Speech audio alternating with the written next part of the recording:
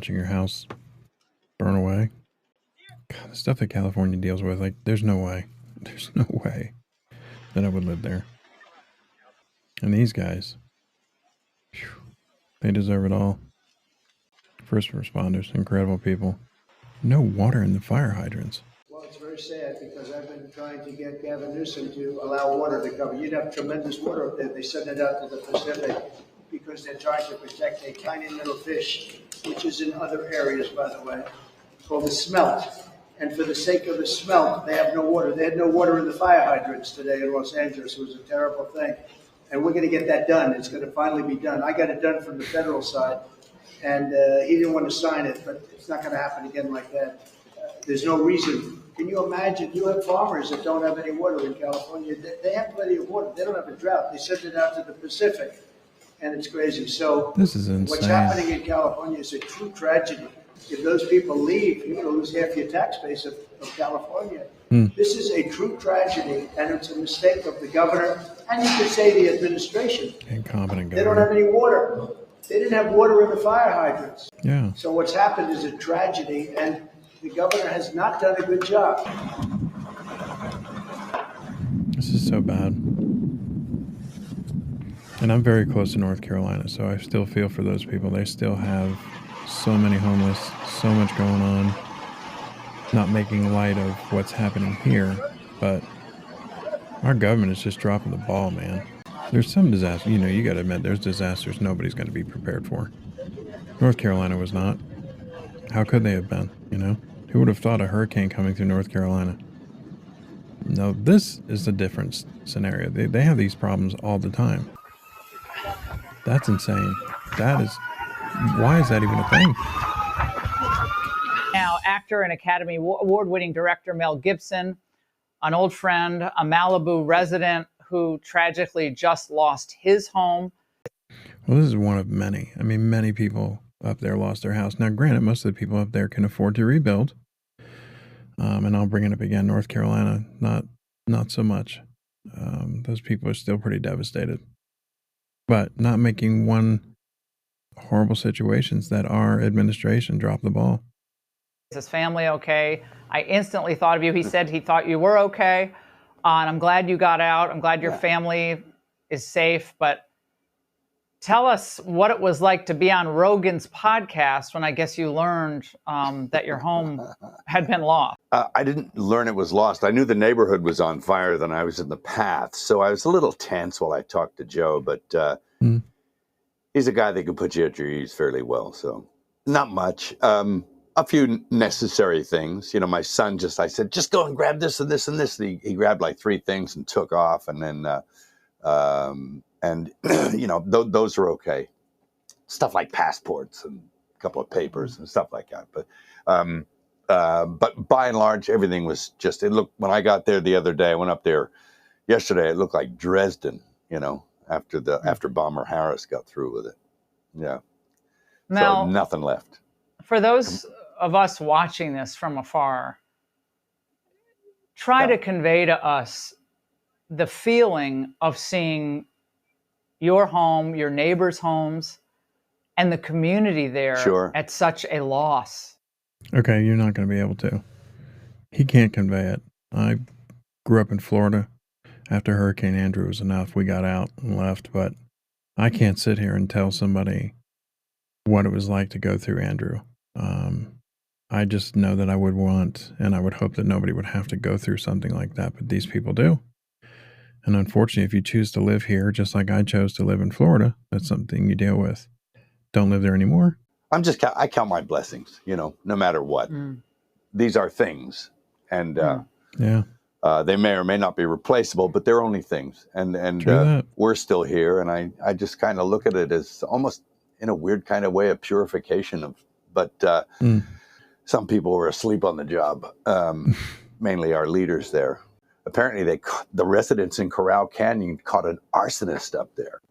And the guy was all tooled up with fire gear and equipment and stuff like that, and ready to go. And he had been lighting fires. Yeah, apparently there are people actively going around looking for these conditions. Yeah. Yeah, apparently, Mel, that individual was never charged. It's a very confusing set of facts because as you alluded to, that the fire hydrants did not have water or water pressure, and the LA fire chief herself reacted. Watch this. My stance on this is when a firefighter comes up to a hydrant, we expect there's going to be water. We don't control the water supply. Our firefighters are there to protect lives and property and to make sure that we're properly trained and equipped. That's my position on this. So if there's no water, I don't know how the water gets to the hydrants. Well, you know. Oh, he wants to say so much. I know they were messing with the water, letting reserves go for one reason or another. They've been doing that a while.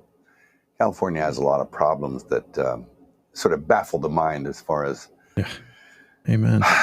why they do things. And then in the events like this, you sort of look at that fire. Oh, is it on purpose? Which it's an insane thing to think. But one begins to ponder whether or not there is a purpose in mind. What could it be? You know, I don't know. Mal, any message from you to Governor Newsom or Karen Bass tonight? Spend less on hair gel. That was awesome. That's it. Yeah. You know, what can I say to them? Not Newsom's big a admirer tool. of either, but there you go. Now, Mel, I know multiple shows and films have been put on hold. Everyone's livelihood has been put on hold, been involved in these fires, affected by the fires. And I know you have a film, Flight Risk. Yeah, and on that note, I was involved in a motion picture. We were filming down in Miami when Andrew came through, and all of our locations were completely annihilated, and it screwed everything up for quite a while. And the locations we had to pick were what was left of trees that weren't completely pruned and just dismantled. So yeah, I can imagine. On a side note, it was a crappy movie called The River of Stone, kind of a B movie. Yeah, no, not you. Mel, I'm so glad you're okay. Thank you for reminding us that our spiritual life sustains us in these very, very challenging, difficult, tragic times. Is that Gavin Newsom? That's the governor. That's the governor. Okay, I'm going to show you two little clips here. Number one, Gavin Newsom, who's a complete tool and incompetent on so many crazy levels. And then we'll show you Sleepy Joe, Creepy Joe, whatever you want to call him, but him just being Joe. No surprises. Governor, I live here, Governor. That was my daughter's school, Governor. Please tell me what you're going to do. I'm not going to hurt him, I promise. I'm literally talking to the president right now to specifically answer the question of what we can do for you and your daughter. So I have to get cell service. So let's get it. Let's get it. I want to be here when you call the president. The various cabinet positions as well as agencies that control these issues. Madam Vice President, I know you're directly affected, so you fire away. Thank you for everybody for being here. There you have it. Fire away. What a complete and utter jackass that we have. I'm not going to even say running this country because he's not. He's a puppet. He's a skin puppet sitting there making occasional statements, which I don't even know why they're letting him do that anymore. But I feel bad for the people of California. This is horrible. I mean, it's tragedy.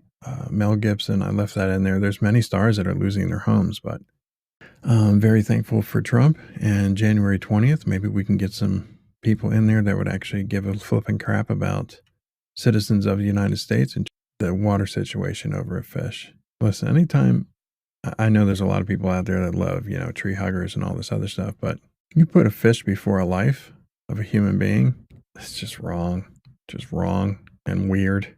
Thank you all so much. I hope you like the content I'm providing. Sometimes I get a little wacky because the people get wacky, but this is something serious and just trying to stay informed and bring you some information and hopefully bring some light to some of the crazies in office. And, next time around, don't vote for them. Get them out. Just get rid of them completely. They're worthless. Y'all take care. Be safe. I'm Van Johnson, and I'll see you soon.